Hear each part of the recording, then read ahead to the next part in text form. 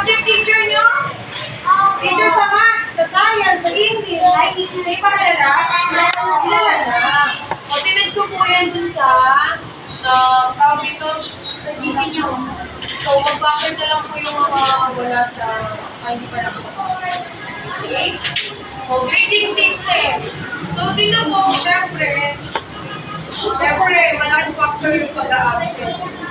Huwag ka kayo mag-expect na 80 patas. So, sa OC, kailangan mo na mag-improve yung bata, mag-level up bago ma-attain yung 98. Okay po. Tapos, ano pa? Okay, ito po si Nancy. Kaya siya doon. Kaso po kasi kayo may ano siya. Napilit yung so, if ever kulang si person. If ever, hindi po, makakatid naman sila kasi baka hindi ko lumabas na 8 din lumabas. Kasi nga po may ano. Sila naman po may routine na. Bago nakati lahat, doon sa baba, yung ibaba sa gate 5. Doon ako nagtatanong sila sa gate 2, sila sa gate 1, nagkakaiwala-wala. Sila sa gate 5, lalabas kami. Doon ako lagi sa gate 5. Pero nasa gate 1, tsaka sa gate 2 lumalabas. Sila na yung pupunta. Kasi di ba, alam mo naman na, siguro naman po nasasabihin nyo na yung mga magulang. Kahit pa yung mga anak nyo, kung saan sila susunduin. Dapat power kayo tayo. Kasi, last time may mga umiyak pa dito. Yung alam mo saan mo ito susunduin. So, kaya lang yung po nire-remind na, dapat, everyday, kung alam yung patuta, kayo, nag-aabot, pasuyo nyo din, sabihin nyo sa kanila kung saan sila susunduin. Kasi po, parang iwasan natin yung, alam niyo po, pag-alam kasi, kawawa yung bata, i-mention kami sa GC. Ma, buti anak ko, umiiyak, ito alam ko saan siya sundo.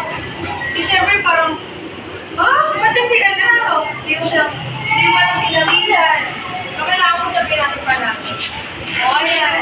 NRP, NLP, so, National Reading Program. So, kasama po ang OC dyan. Kailangan mag-import po yung mga anak natin, ha? Hindi naman po kami malabo na ipasa sila. Kasi daw na kaya nilang magpasa. Kaya nilang patunayan sa sarili nila na ayaw mo magpasa, ayaw mo pumasa. Kasi pag di siya magpasa, kaya i-retain natin sa grade 4, ha? Ayun po ang usapan. I-retain sa grade 4 kapag hindi po nakapasa. Okay? So, mahaba-habang panahon. So, kailangan ko po ng tulong niyo, tulungan niyo si Ma'am Nancy na makapasa po lahat ng mga anak natin. Okay? Ito naman. Next po, school uniform. Hindi mo ba nilagyan sa order school uniform? Hindi ko na siya mabakal. So, mag-turn over ko na po yung mga order kay Ma'am Nancy. So, ang mangyayari po is, sa kanya kayo magbabayad. Hindi po ma-order si Ma'am Nancy hanggang ulit bayad. Kasi po, sa office, pag nabigay, listahan, dapat bayad na. Okay po?